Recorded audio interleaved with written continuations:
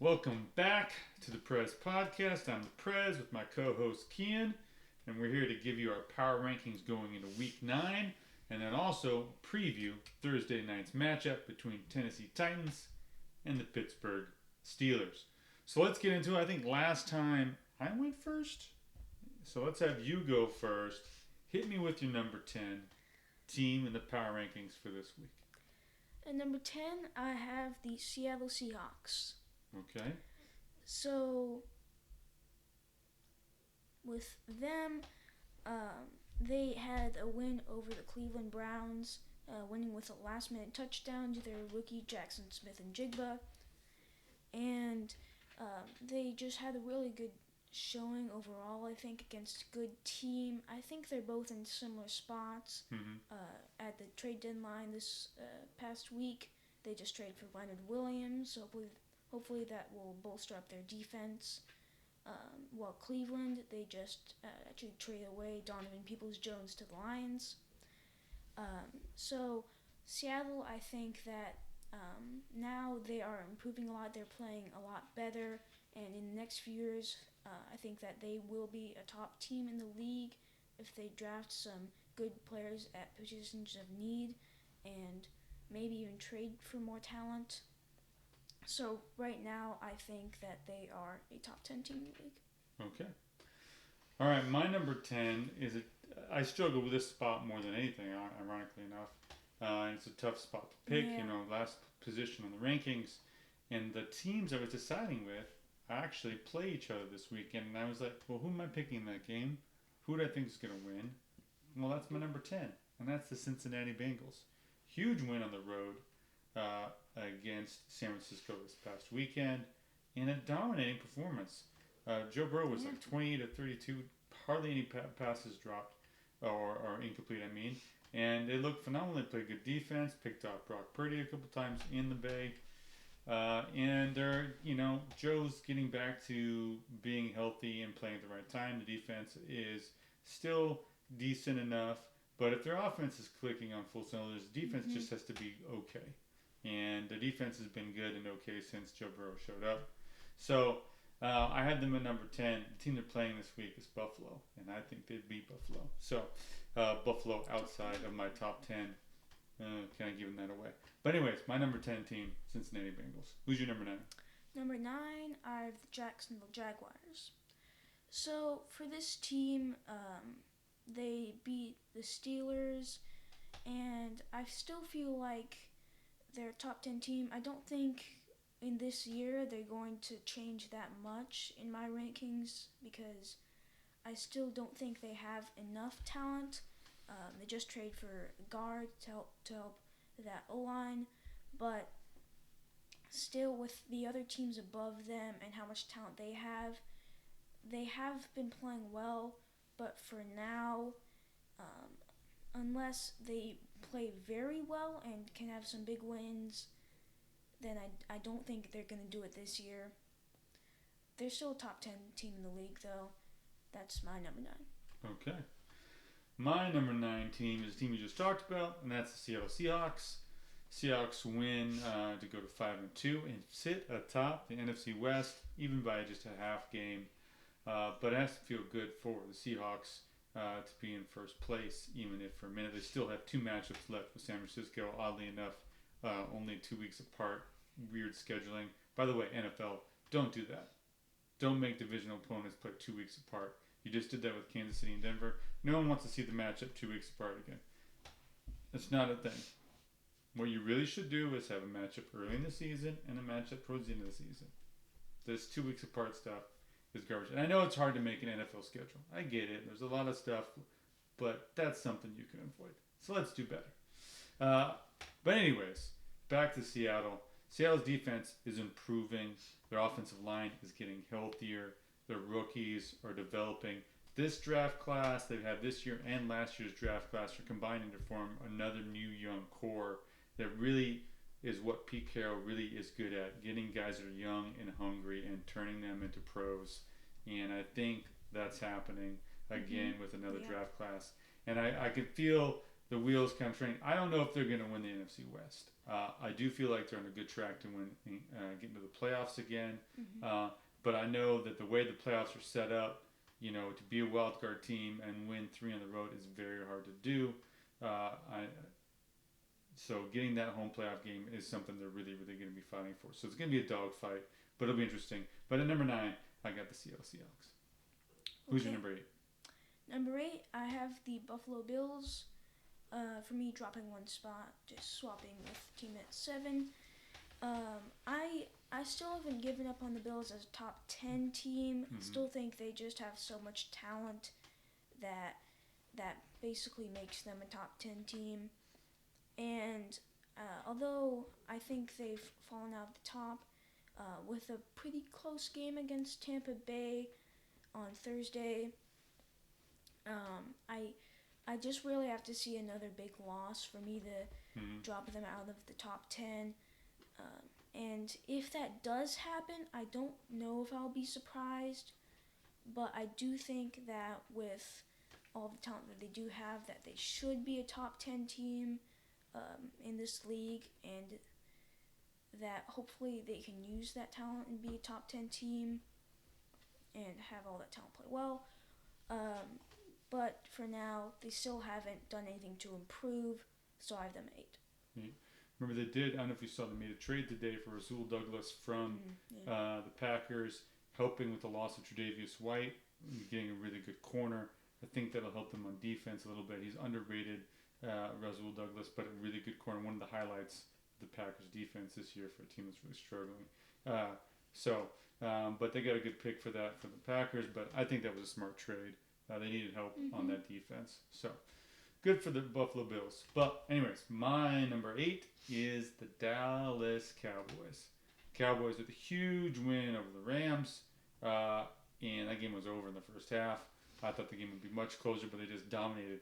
And it's just, the thing with the Cowboys, it's just must drive Cowboy fans insane. What team are you going to get from week to week? Are you going to get a team that just blows out the Giants 40-0? Or are you going to get the team that gets blown out by San Francisco? Are you going to get the team that dominates the Rams? Or are you going to get the team that lays an egg against the Cardinals? They're bipolar. They really are. They don't know what they're doing. But the game they have this week been circled on the calendar since the schedule came out. And this is a big game.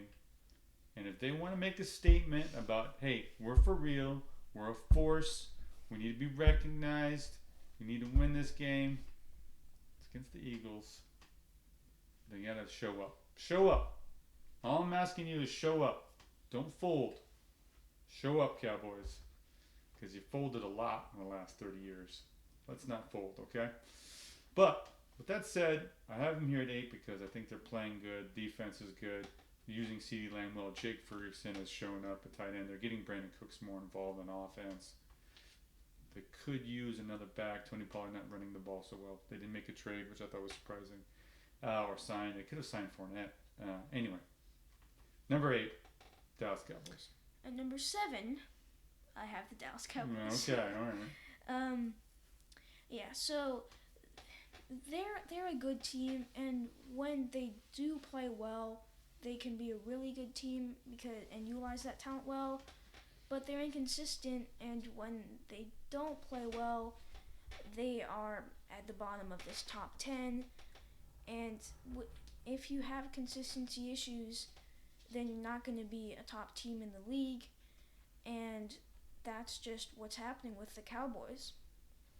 And if they really need to get consistent and use their talent, but right now they just aren't, and they haven't been consistent. So at number 7, I have the Cowboys. Okay. At number 7 for me, I have the Jacksonville Jaguars. Owners of the longest winning streak in the NFL with 5 wins in a row, sitting at 6-2, 4-way tie for first place in the conference at 6-2. Hard to be mad at them. They went to Pittsburgh on a rainy day, faced a good defense, and got the win. Travis Etienne is playing really, really well. The offense is, and their defense is leading the league in turnovers. They've caused teams to turn over the ball a bunch. and they're winning their division right now. I don't know what more you could ask out of them, and I think that they have a good chance to fight for because of their schedule and stuff like that. They have a good chance to fight for a top 2 seed, and maybe get back-to-back home games if they win their first in the playoffs. So it's an exciting time to be a Jaguars fan. So I like the way the team is trending and developing. And at number 7, that's the Jaguars. Who you got at number 6? At number 6, I have the Detroit Lions. They have not they are not moved in my power rankings, and I just don't think there's a lot to take from the game. And they win, which is what they should have done.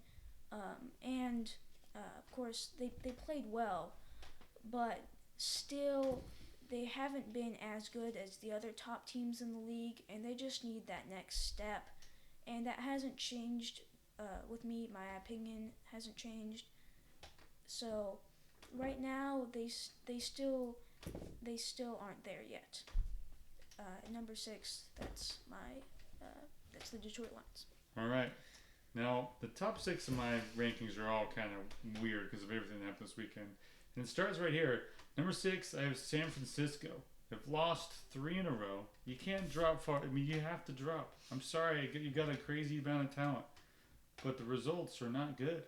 You lost to 2 teams that you shouldn't have lost to on the road. Then you get walloped at home by a team that was 3-3. Don't get me wrong. It's the Bengals. They've been good the last couple of years. But you got to show up at some point, and you haven't 3 weeks in a row.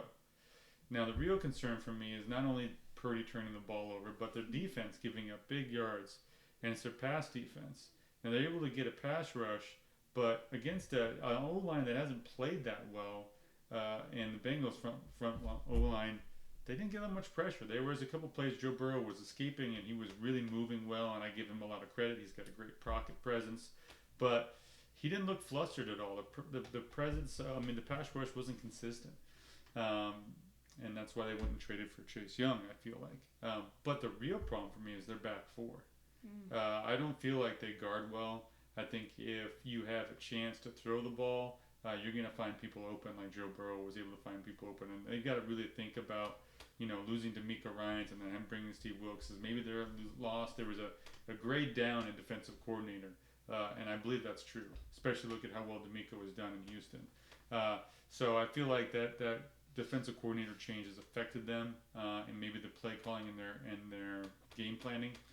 So it'll be really interesting to see going forward. I mean, I think Chase Young is nice for maybe a 1-year rental. I don't think they're going to sign him to a big year deal. They don't really have the cap space or paying too many people. But I don't think it fixes their problems. I think they really need secondary help, and they need a schematic change, really. But we'll see if they're able to fix it. 3 losses in a row. Rough sledding. Number 6, San Francisco. Who you got at 5? Number 5, I have San Francisco. And for me, dropping 2 spots. And of course, yeah, they've lost 3 games in a row. And this seems odd for a team that looks so good on paper, but their defense hasn't been playing well. And especially, that pass defense, and the secondary just hasn't been doing enough. And this was really showcased against the Bengals, again with probably the top receiver room in the league. And if they can't do that, if they can't stop an offense that has not played well with a bad offensive line, and if they can't continue to play with a good defense like we think that they've had, then they aren't going to play as well. And they haven't played as well. So this could continue to happen, and if it does, then it's not looking good for San Francisco. Okay. So alrighty. That's my 5. At number 5, I have the Miami Dolphins. Now, I talked about them being lower in my rankings. I moved them up a little bit here, but this is another put-up or shut-up game. We talked about Dallas going to Philly. Miami has a chance against Kansas City this weekend, and it's a big game. Obviously, there's the Tyreek Hill, Kansas City. I think that's a factor. I don't really think that's. I think that's more people talking about it, especially because the game's not in Arrowhead or in Miami, it's overseas. Um, these overseas games are weird and stuff like that. It's really unfortunate that they're doing this game at 6:30 between Miami and Jacksonville. I'm not a huge fan of having this game overseas. I wish it was in Arrowhead, or I wish it was, in Miami. But it's unfortunate, really, because it's a great matchup, and not a lot of people are going to see it. Because one, it's on NFL Network, and it's at 6:30 in the morning on the Pacific Coast. I think it's a poor choice, NFL. Poor choice. But with that said, for Miami, they did what they had to do. They won another divisional game. They handled New England pretty well. The defense played better. Jalen Ramsey being back, huge boost for them. I think Vic Fangio is going to dial in more blitzes now that he has another good cornerback there that he can rely on, drop into more man in certain situations, offer more blitzes, being more aggressive on defense, and I feel like them causing more turnovers. I think that's what we're going to see from Vic going forward. A little more dynamic in the way he calls defenses, and I think this is something they've been waiting for. So, but what Miami does this week again against Kansas City really could be a big boon for them. But number 5 is the Miami Dolphins. Who you got at 4? At number 4, I have the Baltimore Ravens. And again, they beat the Cardinals.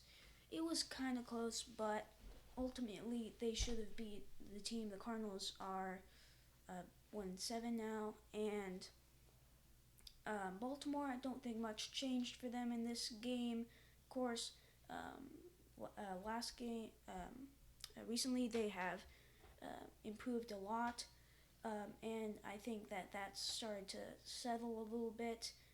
Being a top 5 team, I think that is true right now, but I mean, I don't know if they're going to improve any more than this. Okay. All right, my number 4. Number 4. I'm on number 4, right? You just number 4? I did. Yeah. Okay. Number 4. Losing track. Tired. Number 4. I have the Detroit Lions. Won in dominating fashion against the Vegas Raiders on Monday night. Jahmyr Gibbs looks like he can carry the load, and we could give him 20 plus carries with 20 plus touches. Looked phenomenal. Good things to see. Obviously, their offensive line was creating holes, but he was making decisive cuts and breaking tackles, running through guys. Really aggressive. Good to see that from that young running back in that offense. Jared Goff threw a horrible pick 6. He will be the first to tell you that. I don't know if he was trying to get it out of bounds or just didn't see Marcus Peters. But with that, you take that pick 6 off the board, and it's not a football game. And I think the Lions are showing a toughness. They can run the football. They can rush the passer. Got a lot of sacks in this game. Thank you, Jimmy G, for holding on the ball and not throwing to Devontae Adams, obviously. But I like the way the Lions are trending. The division is theirs for the taking. And, with San Francisco falling off, top 2 seed, maybe. Who knows? Philadelphia's got a lot of tough games ahead of them. Maybe a 1 seed is possible for Detroit. So that's why I'm at number 4. They're getting better and better. At number 3, I have the Miami Dolphins. And maybe they haven't been playing as well recently, but they've still shown that they can play well. And I think that they've proven more than the teams below them. Right now, they're still a really good team. Their defense has been improving. So, at number 3, I feel like they're a top team in the league. They can beat other teams, but if they do get beat up by the Chiefs in this next game, then maybe they aren't as good as at least I think they are, which definitely might be true. But I think that it should be a close game, so I'm not really sure what to think of them right now, but they are here 3. Okay. My number 3, Kansas City Chiefs. That was ugly, Kansas City. That was ugly. I think we need to start talking about the loss of Eric Bieniemy. I know everybody's talking about the receivers and talking about how he doesn't have options to throw the ball and stuff like that. He does have a good offensive line. He does have Travis Kelce. I'm talking about Patrick Mahomes. He does have a good running game, but he's turned the ball over a lot this year, and that's a problem. And we need to talk about the fact that his play caller for the last 4 or 5 years, Eric Bieniemy, is gone. Moved to Washington. So there's going to be some drop off. Now I get, when you're throwing to Sky Moore and a couple of rookies, Rasheem Rice, and you got people running wrong routes and dropping passes, and I get that. I get it. I know that's frustrating, but those turnovers are on him too, and he needs to be playing better, Patrick Mahomes. So, we can't call him the best player in the world and also not hold him accountable. But I think the loss of Eric Bieniemy is a rough thing, and losing to a bad Denver team, even though it was on the road, a team you dominated for the last 7 or 8 years since 2015. I get it. You won a lot in a row. That streak is over now, and Broncos fans are cheering. But we got to be critical of teams when they have lay an egg like that, and I'm going to be critical of Kansas City and Mahomes' play. So that's why I have them at number 3. I mean, obviously they're the defending champs. They're still going to have a run. They have a good chance to win the division, and I think they do that pretty easily. But big matchup against Miami this week.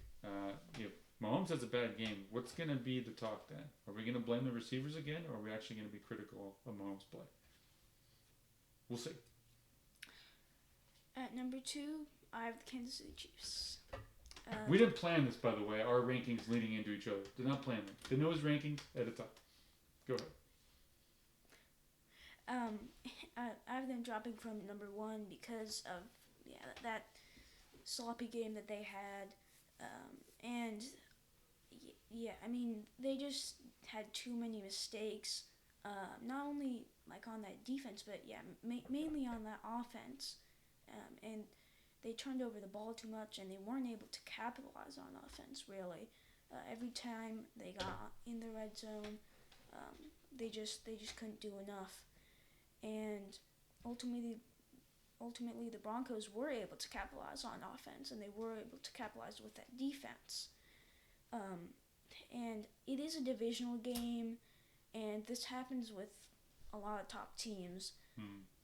But if this does continue, and it happens at least once in the next few weeks, then maybe there is something to be worried about. I don't think it affects them that much right now. So I only have them dropping 1 spot. But this definitely could be a cause for worry. All right.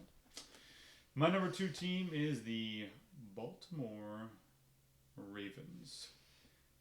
All they've done is win, and they've won some games dominating fashion. I know they let Arizona come backdoor cover that. You bettors out there are pretty upset about that, but they can run the ball.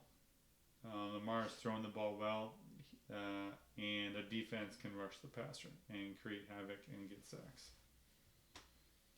These are things you want from an NFL team right now in the league. You want to have balance on offense. You want to be able to attack from many angles. You want to be dynamic. And then on defense, you want to cause turnovers and you want to cause pressure on the quarterback. That's how you win in the league. So for me right now, they're playing better than any AFC team. That's why I had them number 2, the Baltimore Ravens. Who's your number 1? I'm guessing it'll be the same as mine. At number 1, I have the Philadelphia Eagles. Look at that. Spoiler, Dad. Spoiler. The Eagles, they've continued to play well, just more consistently than any other team. And I think that is one of the most important things in football is being consistent, because if you're inconsistent in the wrong time, then that could end your season. And Philadelphia Eagles, they haven't been inconsistent, and they've been good overall, and I think that's the reason they're the best team in the league. Okay. Well, yeah, spoiler alert. I have them at number 1, reluctantly. Only say that reluctantly because we have a mutual friend that is a big Eagles fan and is probably enjoying this very much to hear me say the Eagles are the best team in the league right now. Right now. They got a huge matchup with the Cowboys that could change everything. For some reason, they struggled with Washington. They gave up a lot of yards to Sam Howell, and Sam Howell was able to find open receivers in one-on-one coverage. Kevin Byard is coming, to help that, but they got to figure out their pass defense, especially because it's not like the O-line of the Commanders is very good. They should be able to generate a pass rush, but he was able to get the ball out quickly and find open receivers. So, they also lost their defensive coordinator last year. They're bringing in a new one, so there's been some issues on defense. Obviously, their offense has been playing great. A.J. Brown is a beast. You can't guard him one-on-one. And then you have Devontae Smith on the other side and Dallas Goedert. Obviously, the signing of Julio Jones has been helpful. He caught a touchdown last week. Great to see Julio catch a touchdown. But it's, an embarrassment of riches, but they got to organizationally come together on defense a little bit. Better teams are going to take advantage of it. So it'll be really interesting to see what they do against Dallas. And what I think is going to be a great game. But they beat Dallas, then they got a 2-game lead on that division and a really good lock on what could be the 1 seed and get them back to the Super Bowl. So, number 1 team for you and I, Philadelphia Eagles. All right, on to Thursday. Tennessee Titans at Pittsburgh. Tennessee coming off a surprising win against the Falcons. Only surprising is that no one expected Will Levis to throw 4 touchdown passes, 3 to Mr. Hopkins, and look that good. They were able to run the ball and throw the ball. I will say that was the best I've seen Tennessee's offensive line play all year. For some reason, he didn't get hit hardly at all. He had a clean pocket to throw from. That's going to change going into Pittsburgh. Obviously, no Kenny Pickett, got hurt. Mitch Trubisky on a short week. I think this is going to be one of those games where it's like 13-10 or 16-13. An ugly defensive game. Maybe the touchdowns come defensively even. Tennessee's really good at disguising their pass rush. They've been blitz, caused some issues. They did that against Atlanta, caused a lot of pressure. And I think they can do that against the Pittsburgh O-line that's still kind of trying to grow up a little bit and pretty young. And then against a backup quarterback. And then Pittsburgh obviously has a great pass rush, and they're going to be rushing against a rookie quarterback. I think I'm going to take the home team just because they have a better defense, and I think they're going to cause a little more havoc, and Tomlin's going to have them amped up. They don't want to lose back-to-back home games. That's not something they like in Pittsburgh. So give me the Steelers like 16-13. This is a tough game for me. I think it's going to be really close. I think there's really good